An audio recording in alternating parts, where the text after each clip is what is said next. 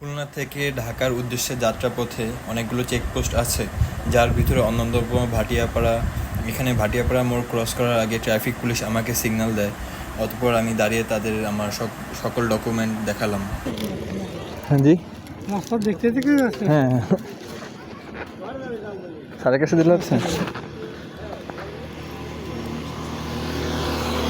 সালাম।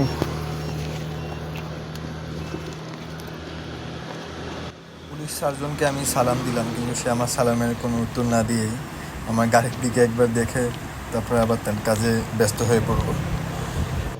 আমার পাশে যে ভাইটিকে দাঁড়ানো দেখতে পাচ্ছেন, তাদের মাথায় পিলিয়নের হেলমেট ছিল না, যার কারণে হাইওয়েতে সার্জন তাকে একটি মামলা দিচ্ছে।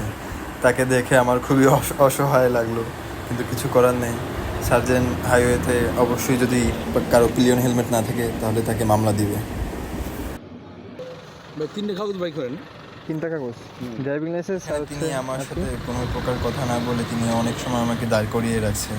যে ভিডিওগুলো আমি ক্রপ করে দিয়েছি, নাহলে ভিডিওটা অনেক লং হয়ে যেত। এই যে ট্যাক্স দেবেন, রেশন কার্ড কজন আপনার এক এক। যেটা খুলে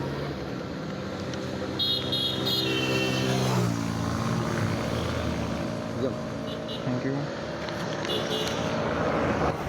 আমার বাইকের কাগজপত্র আমি সবসময় আপডেট রাখার চেষ্টা করি।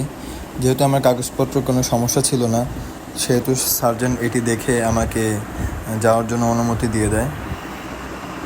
আমার বাইকের ডকুমেন্টগুলো আমি আবার সুন্দরভাবে গুছিয়ে আমার ওয়ালেটে রাখার চেষ্টা করতেছি, কেননা এখানে আমি আবার যাত্রার জন্য প্রস্তুতি নিতে থাকি, কেননা এখানে অনেকটা সময় আমার লেট হয়ে গিয়েছে।